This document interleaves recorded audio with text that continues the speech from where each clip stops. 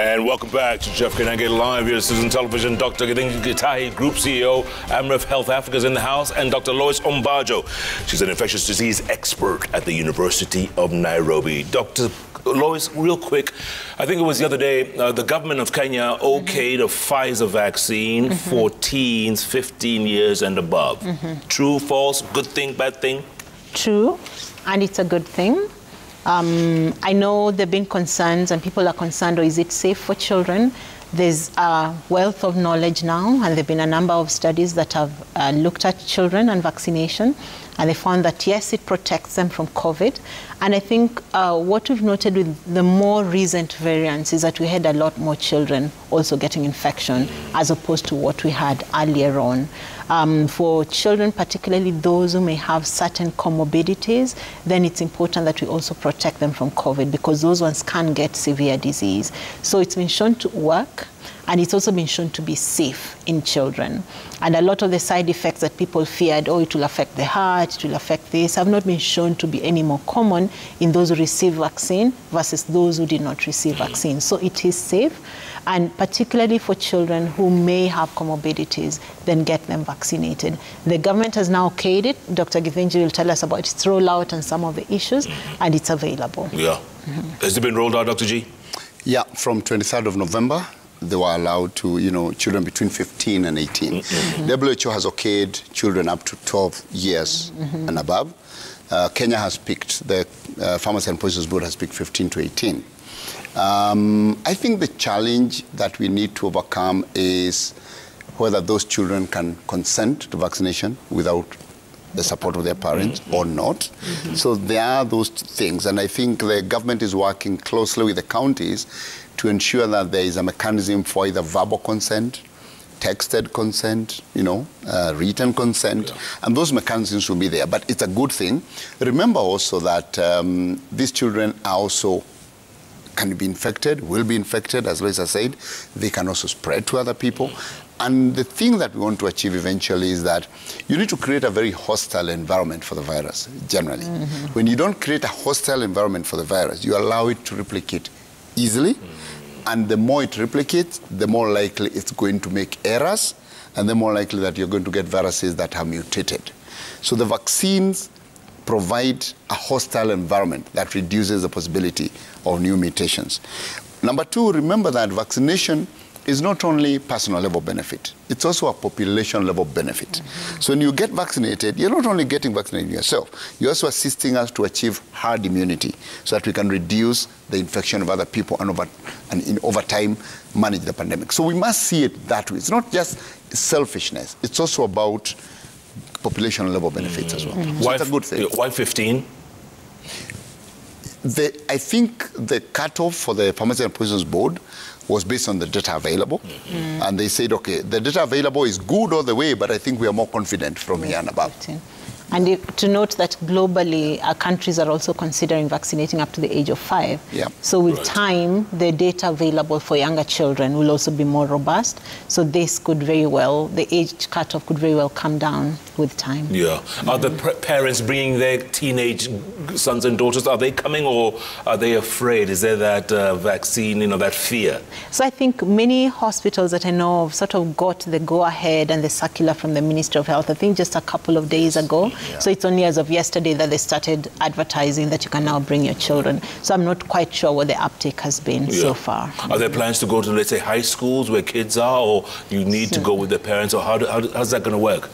Those are the things I was talking about, that if you're going to go to a school and do wide-scale vaccination, and you're vaccinating people below 18, then you may need kind of a blanket consent from the parents, saying, if you have an objection, let us know.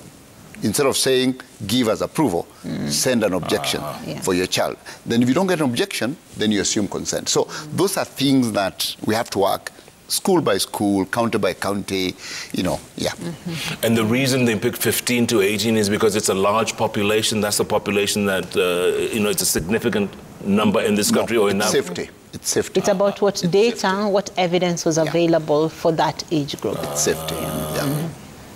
But you said WHO has approved up until from 12 onwards. For Pfizer has been approved from 12 onwards. But the Pharmacy and Poisons Board Kenya here, based on the data available, felt more comfortable starting at 15 upwards. But also remember the other considerations, that if you look at the risk profile, it's also different by age. So vaccines are not only about, let's give them to people. There are two things. One is, how effective is it? At what age?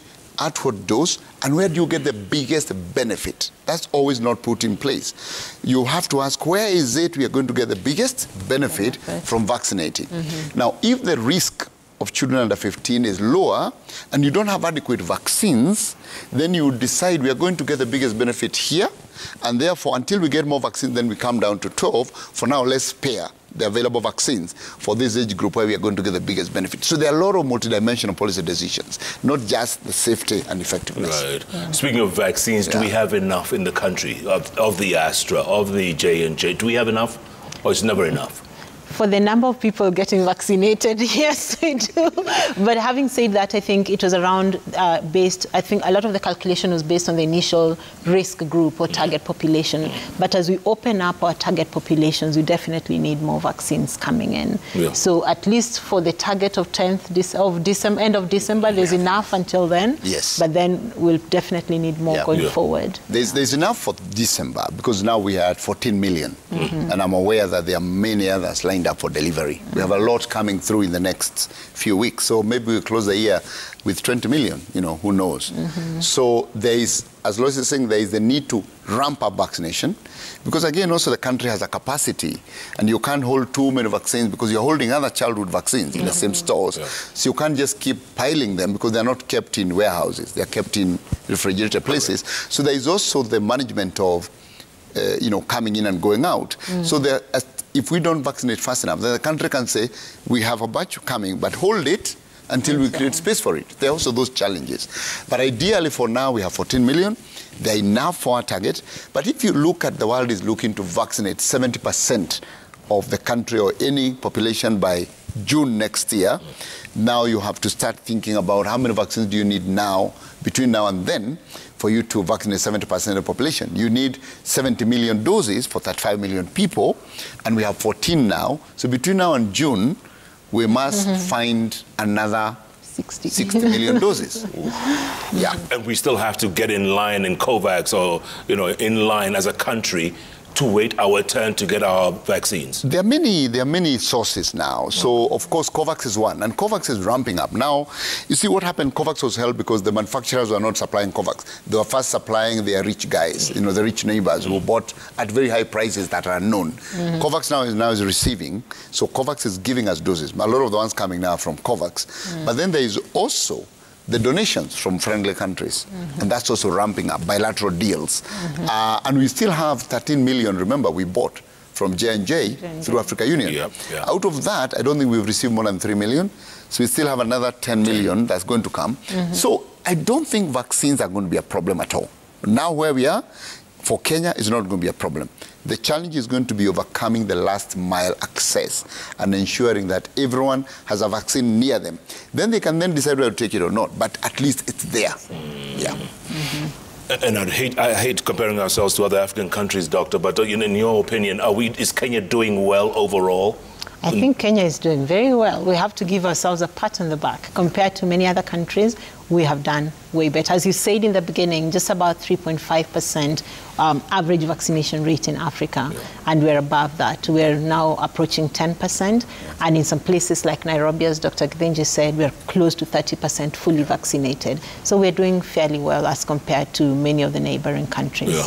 And I mean, our hearts have to go out to some of the neighboring countries. There's issues of security, of insecurity, there's issue of even just access and infrastructure. So hopefully these are things that can be resolved with time, because we can't be safe if our neighbor is not safe, If our neighbor is not vaccinating, then we're not safe either. So it has to be, hopefully this now reaches out to all the other countries as well. Dr. G, is there that fear of dropping the ball, dropping our guard? And I know you've often mentioned the Swiss cheese approach, which I love, by the way. Is there a fear that, the mask will go away, you forget to sanitize, you forget to social, all those, that Swiss cheese?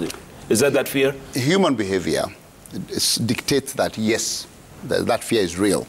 that people have become pandemic fatigued. We have seen people, even in Europe, you saw people on the streets. When the government put in limitations, said you have to wear a mask, people went on the streets with placards. So that fear is there. The question is, what do we do about it? I think it is time for us to continually work with the communities. We cannot go back where we were in March giving orders. We have to work with the communities. We have to make people understand why they are doing these things. We have to work with community health workers. We have to work with local leaders, religious leaders, continuously. And that should be for the long term. It can't be just, short-term thing. And that must include vaccination. The next thing is that we need to integrate this messaging into our lives. It can't be that there is a COVID message and then there is a health message. We need to be integrated. The same way we are saying now that COVID vaccines need to be integrated into the normal health service delivery. If you're going to the outpatient and you're going because you have a cough, or you're going because maybe you hurt your leg, the COVID vaccine should be available for you. You don't have to say, let me wait for the COVID day, or maybe go to the clinic that has. It should be integrated with routine immunization, routine service delivery, and the messaging should also be integrated with schools, for example. Schools are actually the best way to spread information to communities. We have used them, tested them for water and sanitation and hygiene. And when you teach a child water, sanitation and hygiene, how to boil water, how to wash their hands, that information without doubt ends up in the family and changes the family behavior. We should integrate COVID messaging into the school curriculum. Because if the children go back and ask their mother, why are you not vaccinated? Because they have been told by the teacher it's an important thing to do. So we need to move to the recovery phase and out of this response phase. Integrate this messaging into our schools, into general meetings, into the church, into the health facilities. Then we are going to achieve what we want. Absolutely. Let's go to the magic wall, folks. This is great information. Let's see what the people out there are saying. Lots of tweets coming in thick and fast. Thick and fast. Up first, Lois Paul says, Jeff, a question to the panel. People say once you get COVID, you are as good as vaccinated. And rate of reinfection is very low, and therefore no need to be vaccinated. What is your take, Dr. Lois?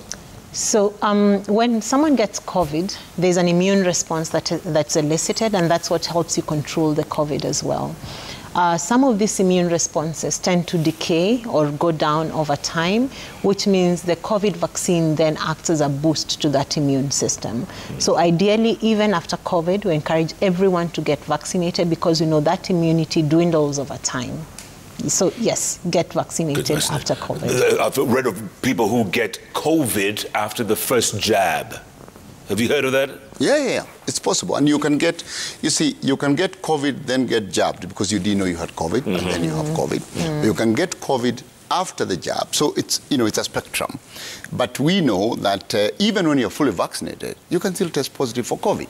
And we said that before, that what you should worry about is that if you're vaccinated and you get infected, the rate of replication of the virus, because of the hostile environment in your body that has been created by the vaccine, the virus will not replicate enough to give you actual disease. So being positive of a vaccination is not a surprise at all.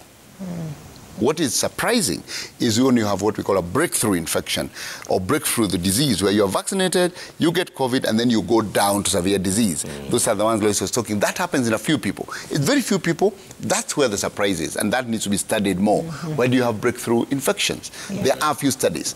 So getting vaccinated and being positive should be no one surprise. Gotcha. Thank you. Janet Kimutai says, with the virus mutating day in, day out, will this mean that we'll have to get vaccinated for every new strain of the virus? Dr. Lois? So two things here. One, that sometimes the immune response that you get from the vaccine is able to overcome several variants. So, for example, there was a Delta variant, and we knew that many of the people who had already been vaccinated were still protected against the Delta variant. So when a new strain comes in, the studies that are done is to look at some of the immune responses that someone has elicited and see if that is able to neutralize this new variant. Okay? So occasionally find that, yes, it's able to neutralize. At some point, you may find that there's a new variant that cannot be neutralized. We don't know the answer to that yet for the Omicron variant. I guess the other thing to say is that the more people are vaccinated, the less variants will have arising over time, because there'll be less virus going around anyway. So let's get everybody vaccinated so that we have fewer opportunities for this virus to multiply and change itself to give us the variants. Yeah. Okay. Cecilia Mutemi, Jeff, ask your two doctores their position of the vaccines on BP patients, deep vein thrombosis and renal patients. Doc? There is actually, you see, the people we're calling the BP patients, that's blood pressure patients, Right. are one of the groups that we consider high-risk groups either to get COVID infection. Those high blood pressure patients, people with diabetes, people with cancer, and other conditions that we call comorbid conditions, are the first ones in the queue to get vaccinated. Because if they get COVID, they are more likely than the average person to get down with severe disease, be hospitalized, and probably death. So there is no fear to vaccinate people with blood pressure. There's no fear to vaccinate people with renal disease, and we should. In fact, people with diabetes will often have renal disease if the diabetes has not been well controlled. And they are also first in the queue for vaccination. And this question keeps coming up all the time. I hear people saying we didn't vaccinate our parent because they have high blood pressure. Right. And 1 or 2 times I've had the same people call me and say, oops, our mother died because we didn't vaccinate her because we feared the hypertension. So the COVID killed them. So let's get our patients with chronic disease vaccinated without any ounce of fear. Yes. Good point. Good point. Moses Kimngatich says, Jeff, kindly ask Dr. Gidenji and Dr. Ombajo if the symptoms of the new Omicron variant are similar with the past COVID-19 variants. Is it too early? Is it? I mean, we hear they're mild so far, but... So far, the information we have, at least from colleagues who've managed patients who have this Omicron variant, are that the symptoms are fairly similar to what we've seen with the past. As I said, we still do not have any data. They haven't seen too many patients who got severe disease. So far, most of the patients they've managed have had mild disease. But as we said, it's still early days. So as time goes on, we'll have a little more data on that. Yeah. Let me explain something, Jeff, so that we kind of, people understand this variant thing. Because people find like a variant is maybe you had a type of a car, and now it's a totally different type of car. No, they're exactly the same. What happens is this.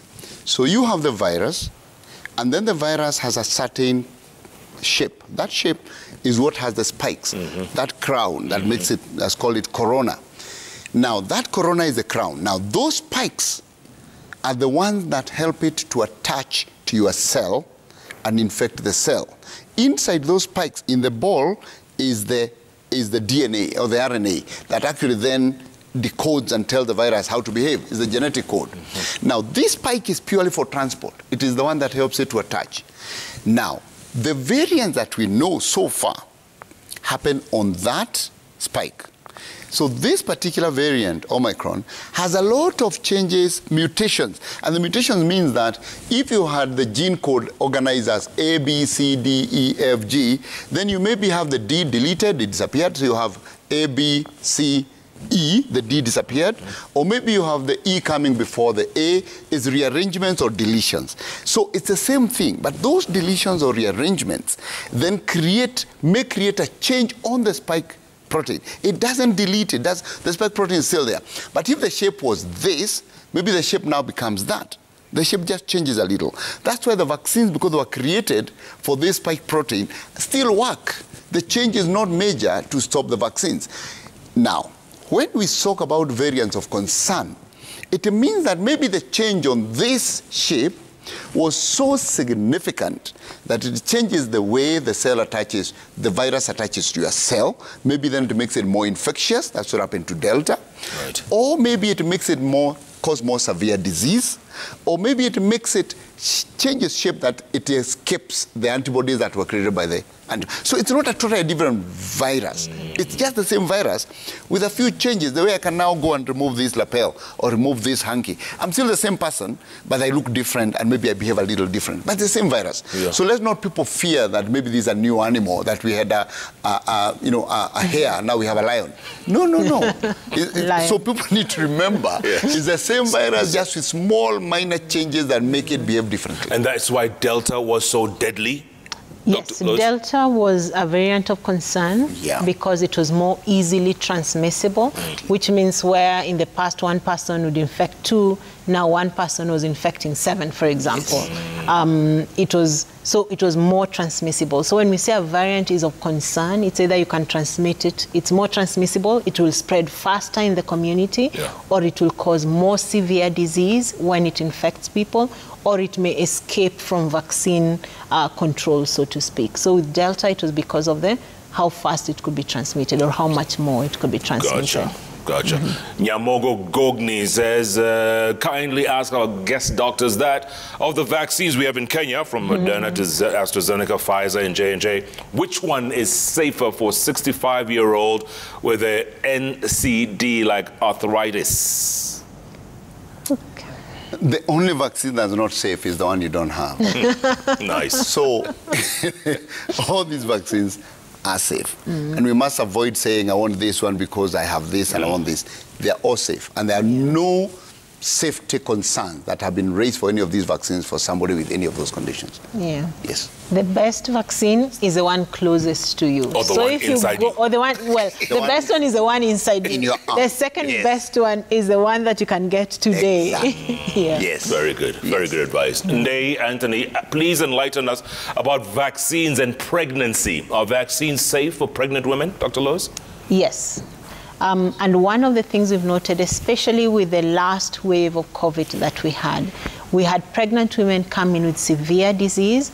We lost a lot of pregnant women.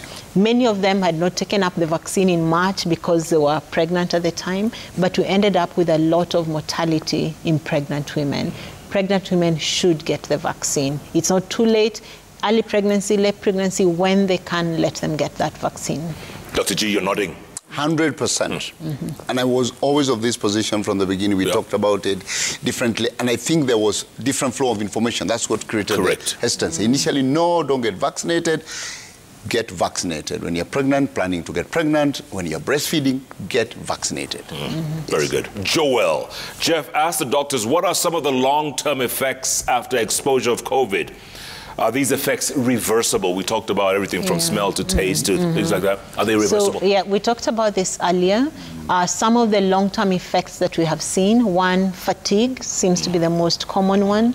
We have people who have these joint pains and muscle pains or some headaches, and then some may have this loss of smell or taste, and the lung, for those who have very severe disease, may take a bit of time to recover.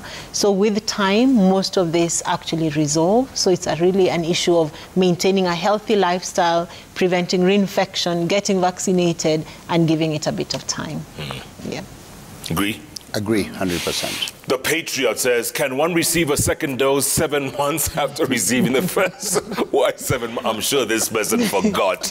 This is Henry over there. He's 7 months. Wow. Again, he said it's okay. I mean, right? First, I want to understand. By 7 months. I got my vaccine in April. Yes. Okay? Yes. So did this person also get it in April? And it's not like we've had these vaccines for 2 years. You know, like, where were you? But let's put it this way, that scientifically we know that there is, you get the first dose, science has given us the data that you wait a certain point so that you give now the secondary response to your body so that you get the best effect. For AstraZeneca, we've been told 12 weeks, that's 3 months. There's some data that says maybe even 4 months might be better, you know, as Lois was saying, okay? Maybe for Pfizer, Moderna, you're told 4 weeks, okay? These are not absolutes. Right. They are when you get the best response. Even when you say vaccines, like when we talk about malaria vaccine, we say it's most effective in this age group. But it doesn't mean it's not effective in other age groups. It just means that it's less effective. So there'll be no harm. But I would advise that if you got 7 months ago, you get another dose now. We know now that people are saying probably the immunity may wane at 6 months, 7 months. So I would say it's wasteful, but I would say maybe Lois has a different opinion, and that's why we're here, two of us. But I would say if you're going to get another dose now, wait for 12 weeks and get another one, because then you just take another kind of regime. Right. Yes. Or get J&J and get single dose or whatever. But 7 months, I don't think I have any sign that says that second dose is This is one of those where we don't have answers. So they're an outlier. We need to study them and see what happens. So we don't really have a clear answer as to whether you should just get a booster, whether you should just get a second dose, or whether you need to restart that whole regimen. As I said, it then becomes wasteful, because then you're spending 3 vaccines on you when someone else hasn't gotten a vaccine. So people should try and you get a message from Chanjo telling you go for your vaccine. And where's the patriot been? The patriot. For both of you, does it get frustrating sometimes with such a new virus, with so many unknowns? Does it get frustrating sometimes, Dr. Lois? Because you think you know this. Because in the beginning, we used to argue, oh, you can't mix and match doses. Remember we said that? Oh, it's okay. Does it get frustrating sometimes? You can't nail this thing down yet. So there are 2 frustrations for me right now. One is that over the last couple of months, we've had a lull, and we're really hoping that, we'd sort of gotten over this, and this was it. And now this comes, and we're thinking, no, we are tired. We don't want to have to deal with COVID again. So it's the hoping that this turns out to be fairly mild and will not really turn out to be a variant of real concern, so to speak. So that's one. The knowledge is quickly evolving, and I think one of the things that COVID has taught us is a lot of humility. You never know everything. What you know today could change tomorrow. I could come here saying something, and he says, no, there's this data that has come out today, and you're the one who hasn't seen it. So there's a lot of humility that has come with saying, we don't know everything. We're still learning, and we are using the best evidence that we have, the best experience that we've gotten to make good decisions. So it really has been a steep learning curve, and clearly we've not passed this school, because we still have to take the classes over and over again. So there's still going to be a lot of learning going forward. Yeah. Dr. G? Well, I think my biggest frustration is I feel like I'm running a race against WhatsApp. Like, you always have to be ahead of WhatsApp. Because you say we have this conversation, tomorrow somebody will circulate a video on WhatsApp that is saying something different. And now we have to, I feel like this race is like a marathon that's not ending. People need to seek information from reliable sources. And Dr. Githinji, why is it that false information gains traction so fast? Why do people believe the wrong thing? It is the same old story that if in a village a man bites a dog, the whole village will know. It'll be Jeff who beat a dog. But if a dog bites Githinji, it will be like, oh, Githinji was made by a dog. That's it. No. So there's the problem. So false information or different, it gains more traction. And this race against WhatsApp is tiring, it's exhausting. If people can just say, let us seek information from the right sources. If you get information, just go and Google a WHO site, or Google an AMREF Health Africa site, or Google a particular site. And if you get somebody giving you information, this is something else I do. Because people quote, doctor, professor, this and this said. Go and Google that name and ask. You find the CV of that person. That person will have been expelled from a university. That person will have been maybe in a government job and they were fired because of anti-vaccination. If you just do a bit of digging, the information is right there for you. So please save us this run against WhatsApp. Let's just take information and trust it. We are not lying to you. Yeah. We wouldn't come here to lie to you. You don't need to. We don't need to. Yeah, you don't gain from it. Yeah. But you're right. Bad news spreads so fast. Yeah. People love a bad news story. You tell them some good news, who cares? Exactly. When do you use that thing, Jeff, that red thing next to you? When do you use it? You are not controversial enough. If you were an anti-vaxxer, we would... There's a question here, okay? Yes. And I'm reading a code. I'm just looking at it right now. A lady got COVID while 28 weeks pregnant, okay? A baby was evacuated. I guess the baby was... and both taken to ICU. The lady tested negative in 2 weeks, but as she was getting ready for discharge, suffered 2 heart attacks. She's been in hospital since, and it's been 4 months, 54 days in ICU, 35 days in HDU, 36 days in general ward. She still needs oxygen from time to time. Why? So the reason why we should vaccinate pregnant women, but then we know that with COVID, there's an increased tendency to clot. Yeah. And these clots are often in the veins, but we've also seen clots that happen in the arteries, and that's why people get a stroke or a heart attack. So that's not surprising. Strokes and heart attacks have happened in the context of COVID because it increases the clotting in the body.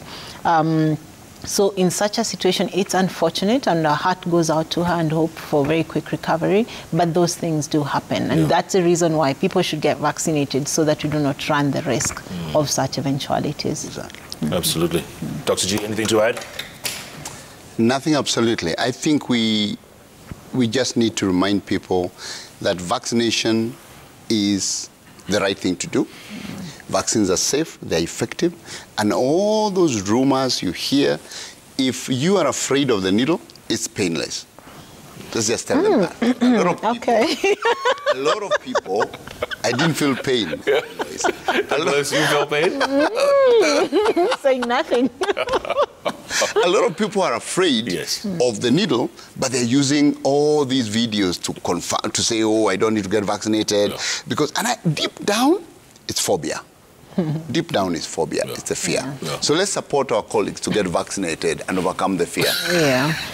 Including professionals and doctors and experts. And I guess the other thing to add is the vaccine does not take away from the need to observe the other measures that we've been observing for the last 1.5 years. So for now, we still need to wear our masks. For now, we still need to think about avoiding these gatherings in closed spaces. We still need to maintain hand hygiene and, and do all those things that we've been doing for the last 1 year.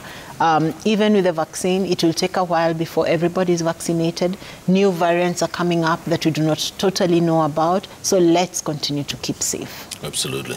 Dr. Lois Ombajo, Dr. Githinji Gitahi, both great to see you as always. Thank you. All right? Next time I'll show you how this thing works, okay? Okay. I'll come ready.